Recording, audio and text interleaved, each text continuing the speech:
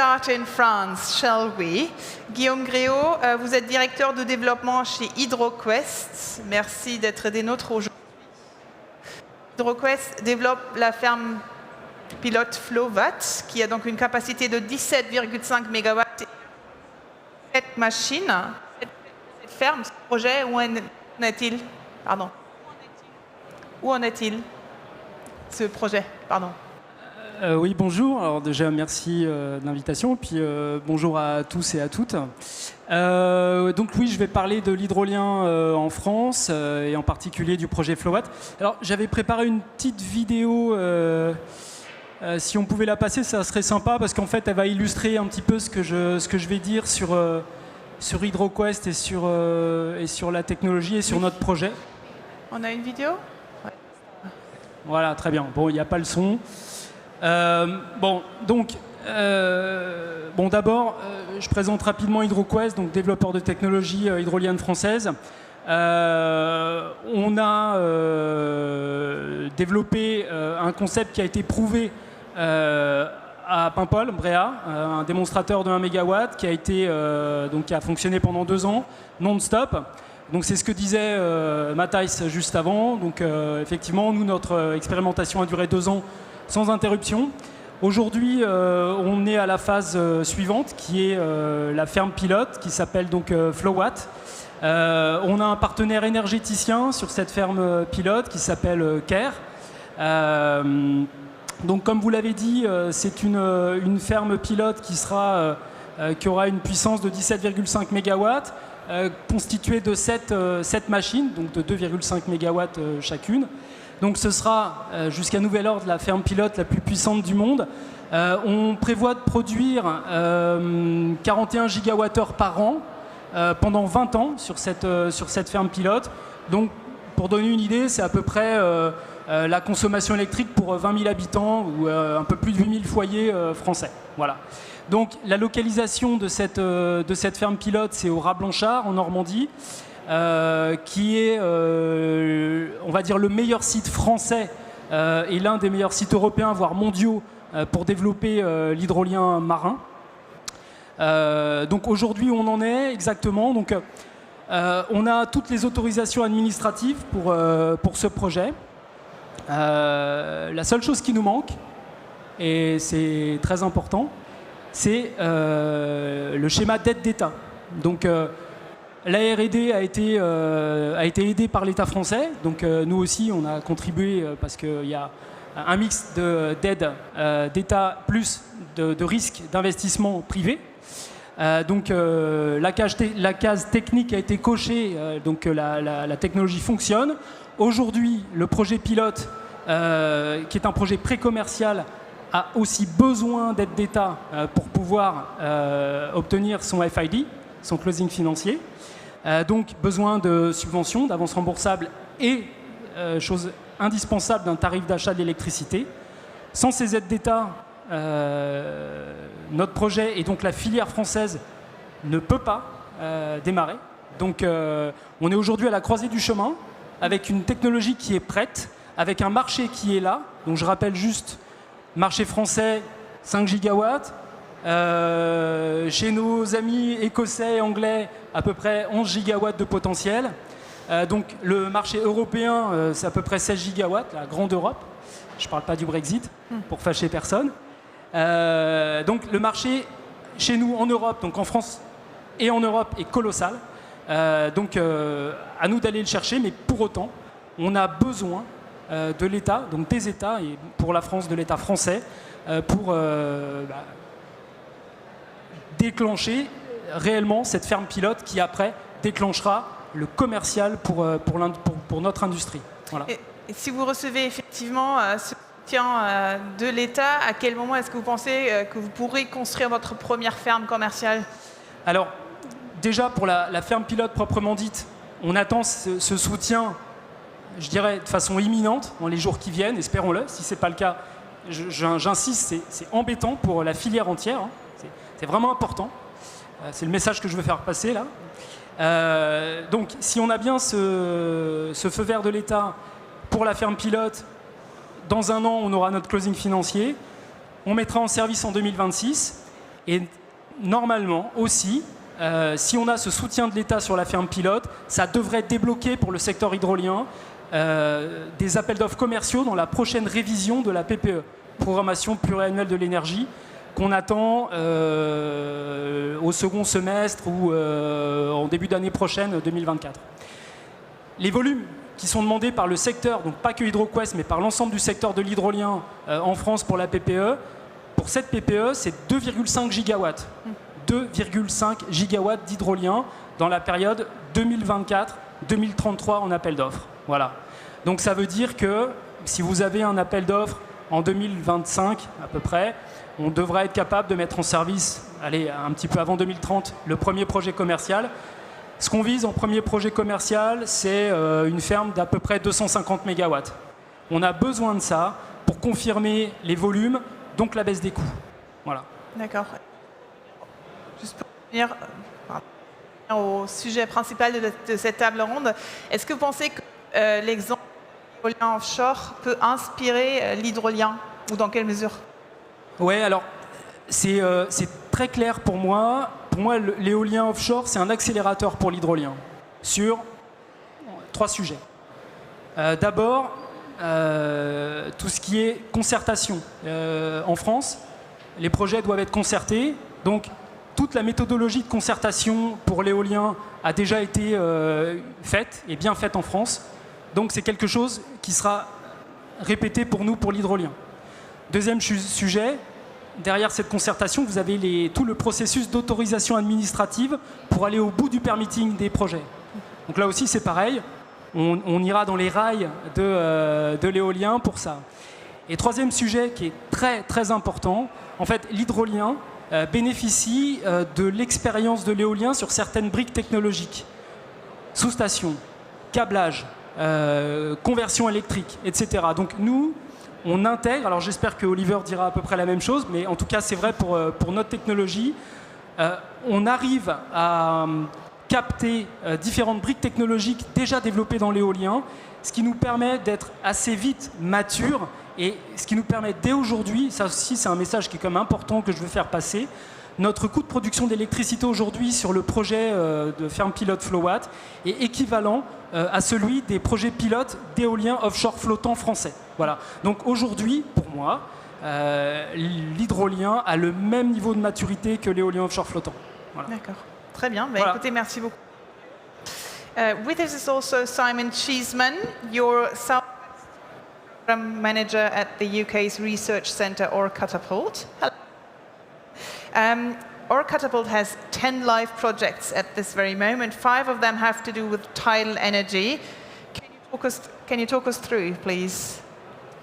Merci beaucoup, Lisa. Bonjour, mes amis. Je m'appelle Simon Fromager. I will now conduct the rest of my presentation in English.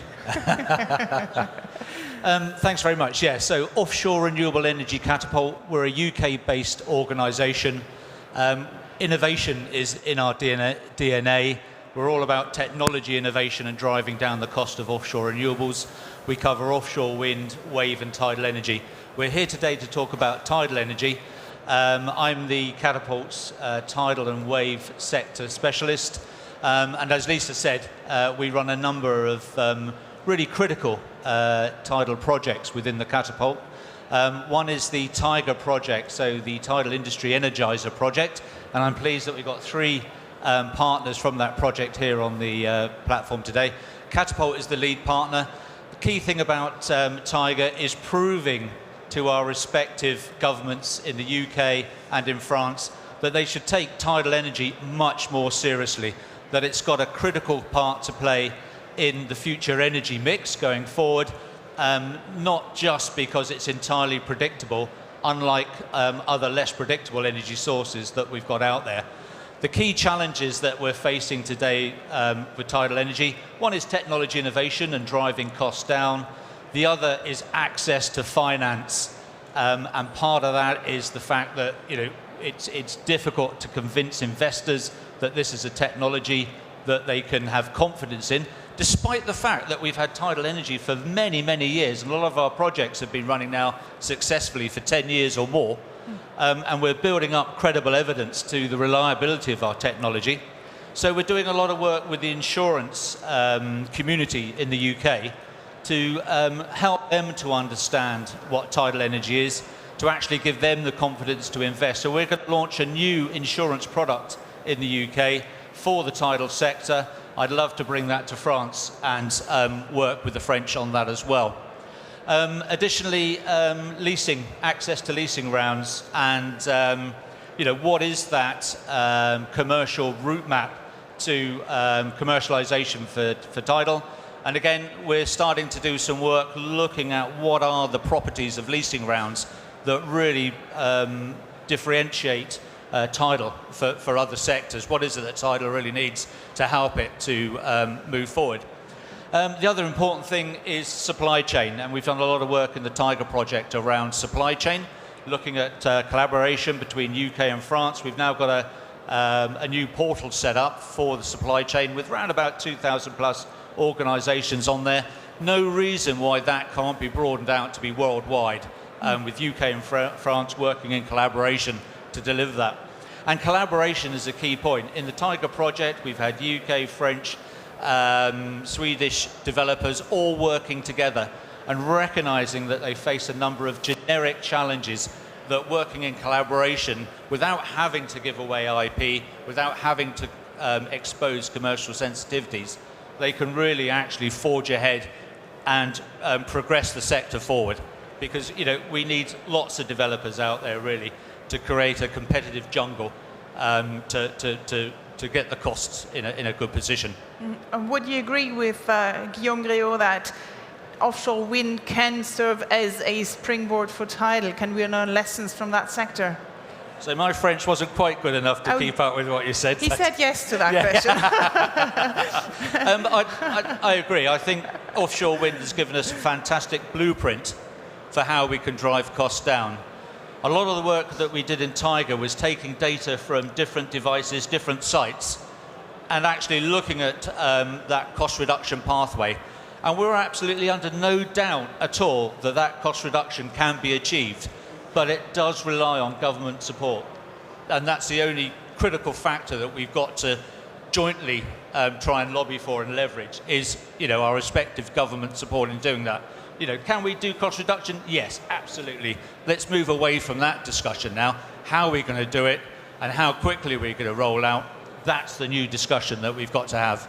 And do you have a figure for us, some kind of percentage what tidal could provide in terms of energy, electricity production in the long term, in the long Absolutely, run? yeah. I mean, for the UK, 11 gigawatts of tide could actually save us a lot of money in terms of energy storage for other systems, and on average save us probably 200 million a year. So, we're looking at a strategy at the moment to get us to 1 gigawatt by 2035. Beyond that, we want to really push the accelerator hard and get us up in those double figures. And we've proved through a number of reports coming out of the Tiger that that's entirely possible. I know the situation is different in France. I know that the focus is normally in Brittany, and I know there's a strong nuclear piece in there. But I think tidal can make just as important contribution to the French energy mix as it can in the UK. Great, thank you very much, Simon Cheeseman. Thank you. Oliver Wragg, you are Orbital Marine Power's Commercial Director. In a nutshell, tell us about your projects. Where are they at? What are you developing right now? Thanks very much. Great to be here. So Orbital Marine Power is developing a floating tidal technology that hopefully you can now hear me talking about. There's a video that is no doubt going to be played in 1 second or so up on the screen. We develop large floating tidal turbines. So the machine that we have built at the moment is a 2 megawatt unit. Do we have a video? You do have video. It's I just think we not have playing. a video. So it's a 2 megawatt unit which is installed up at the European Marine Energy Centre. The company itself has been operational for 20 years now. And the machine that we've built at the moment is, I suppose, what we'd call our commercial demonstrator.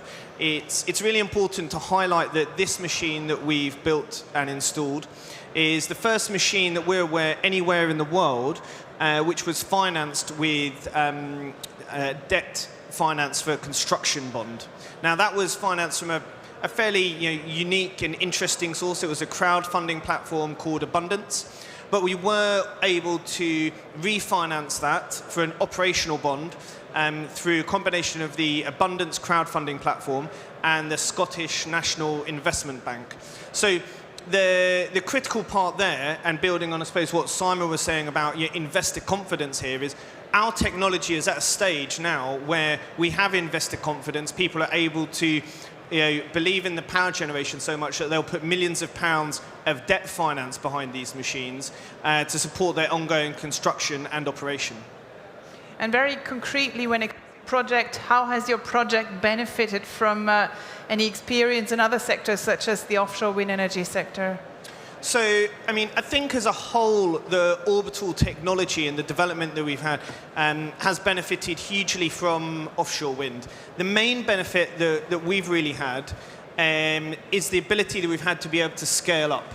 So we've been able to move from a 250 kilowatt machine, which we installed back in 2013, to a 2 megawatt machine which was installed in 2016, and then an improvement on that 2 megawatt machine, so which we can see installed now. Now, the big thing that we're able to do to enable that jump is the development that we see in the supply chain, things like gearboxes, generators, control systems. So all of these sorts of areas that actually, for the wind energy industry, when the first 1 megawatt wind turbines that were having to be built, people were having to build completely new generators, new gearboxes, new pitching systems, control systems, etc. Whereas we can actually draw a lot from that. And I think one of the really critical things, and it's important for us to highlight within tidal energy, and referencing what Simon was talking about, how do we drive costs down? One of the things that we see in the wind sector is that costs are being driven down by people making larger turbines. Effectively, for wind, the sky's the limit. You can go as big as you want. Now, for tidal energy, we have here where the table is. This is the surface of the sea, and then we have the seabed. And that's a defined environment, right? We can't make a blade that's going to capture more energy than we have within the water column. Our projections are that globally, the majority of good tidal stream resource sits somewhere from about 20 to about 60 to 80 meters in water depth. So what that means we've been able to do is look at the next iteration of the technology which we're building at the moment, which we're calling a core product. We're about to place all the contracts for the building of that machine, but it means now that we have that template, that blueprint, we can just concentrate on volume manufacturing. We've completed all of the fundamental innovation that we need to do. We are still working on incremental innovation, so slightly larger blades, slightly larger gearboxes and drivetrains, improving the pitching systems. But once we have that, it's a case of just building the same machine over and over again so that we can drive costs down through volume manufacturing. So you just mentioned a few areas which could serve as a blueprint for tidal energy. Is there anything that you shouldn't do as the offshore wind people are doing it, where you shouldn't follow in their footsteps? So I think, again, a lot of people, I think, look towards the development that's happened in offshore wind, and then we look at tidal and we say, oh, okay, this is technology that spins, it's in the water, okay, it's going to build out like offshore wind. Now, a couple of things that are important for people to understand. Tidal stream energy resource is far less homogeneous than wind. The whole of the North Sea, off the Atlantic, it's all windy, to a slightly greater or lesser extent, but generally that whole area is a good places to put wind turbines. Tidal turbines, there's far more specific locations that we're going to need. And as a result, you could almost map out, probably, myself, Guillaume, any other tidal developer that's around here could put dots on a map and say, broadly, this is where these projects are going to be built. One of the things that isn't going to be helpful for the tidal sector is, large project developers that we've seen and have been needed in offshore wind to come in and lease large blocks and to bring these forward, to take hold of these areas and effectively do a land grab and then try and see how they can develop as we go. We saw that happen in the UK. About 13 years ago, there was a leasing round for wave or tidal energy. About 1.3 gigawatts of sites got leased out to technology developers, so to large OEMs, to large utilities and so forth. A total of 6 megawatts of 1.3 gigawatts got built. Because these project developers saw this and said, actually, there's other things that we can be doing instead. We'll just park this. Really, we need technology developers, myself, Guillaume, the other developers in the room, whose businesses rely on these projects working to be heavily involved in driving those forward. And I think that's something that we're going to see quite different to what we can see already in the offshore wind market, to how tidal energy will develop. Do you think that's already happening? Have governments understood that? I think it's happening slowly. So the Crown Estate in the UK has kind of looked at that and understood that, okay, we're only going to lease at the moment smaller areas of seabed to stop people, as I say, kind of doing this land banking, as it were. It's going to be interesting to see what happens in France. We're keeping a tight eye on that, to see what comes through in the PPE when it comes out. Hopefully in the next 6 or 9 months, we'll see some reference for tidal energy leasing there, which is something we'd be very interested in. And it's going to be a question of, okay, what's the threshold point? What do people have to have proven to have achieved in order to be able to access those? Are we looking for a technology to have produced, say, several gigawatts into the grid in order to qualify to be able to access those? And that's going to be something that I think is going to have to be considered. It is already a consideration that's put in place in the UK at the moment. Okay, great. Thank you very much, Oliver Wragg from Orbital Marine Power. Now, let's take a step back with you, Dernis Mediavilla. Thank you for keeping me company on this otherwise all-male panel. You are commercial manager at the world's first test site EMEC in the UK that was opened in 2003. So you've been literally there since the beginning of tidal energy, and you probably feel like saying today, oh my God, you've grown up. Yeah, absolutely. So first I will start by making company, just standing up, and also making everyone very nervous about the pregnant lady standing next to the edge of the stage. But yes, as you said, the European Marine Energy Centre has been operating for 20 years. We are the first test site actually operating bespoke infrastructure for wave and tidal energy converters. We've seen 35 technologies from 11 countries so far and counting, and we've been actually honored to witness the first tidal technology ever connected to the grid, Open Hydro, for those who are familiar with them, and then, of course, successive generations of all the developers, including Orbital here present, coming to test generation after generation with us. So yeah, we've seen it all. And I have to say that we are very proud of the progress of the sector. I know that everyone sometimes gets stuck on the idea that, oh, we're not there yet, we're not there yet. But if actually you look back, you do get a really interesting picture of how much the sector has progressed these last 20 years, considering that it wasn't even 20 years ago that we managed to plug one of those things to the grid. So the challenge of working offshore is not minor. The challenge of figuring out how these technologies work is not minor, from numerical modeling to tank testing to offshore testing. And there is a whole group of supply chain and people behind it, including ourselves as a test site, but also the other ones that surround the tidal technology that actually make it happen, and they are making it happen.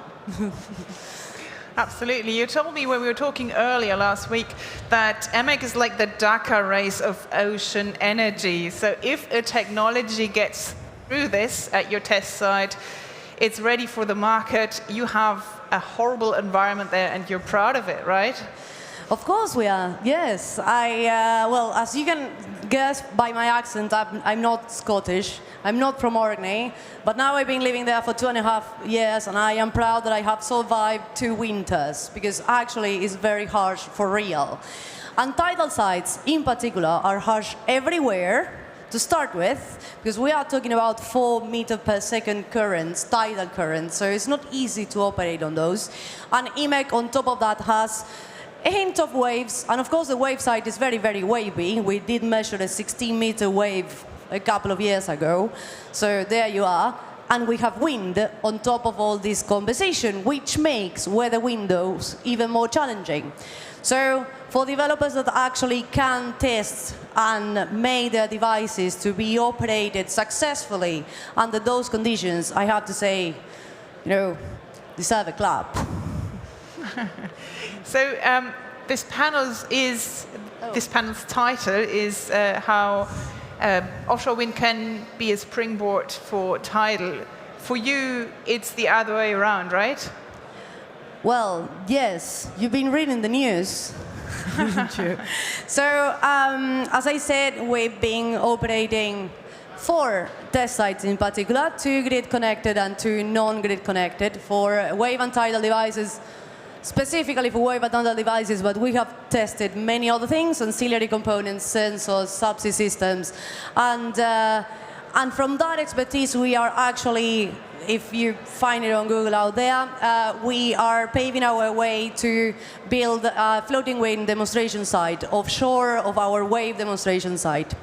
So we've been doing this for 20 years. We've been supporting, testing, innovation offshore in very, very harsh conditions. We have the operations team, the health and safety, site access, and all the basically operation procedures that you need to manage the test site. And we said there is a need. There are a lot of companies with really good ideas that will need a place to actually put their technologies at the pace. Why not the North Sea? Coming back to, if they survive there, they are probably ready for many other more mellow conditions. So we are transferring that skill set to the offshore wind side. So for us, it's more the other way around. Of course, when that is in place, which we hope it will be in a few years, starting by scaling first with an offshore hydrogen facility to connect, and then to connect to the grid. And yeah, basically, we do expect to have some cross-fertilization of skills from our side, from the test sites. We wouldn't be the only ones doing that. There are other test sites that actually test wind and other marine energy technologies. So it is a clear point of contact there that in our case will go in the, if you want, the other direction, not necessarily the wind for tidal, but the tidal for wind. Great. Well, thank you very much, Dernis, Mediavilla. Thank you, everybody. Thank you, gentlemen, for taking part in this panel, and thank you for listening.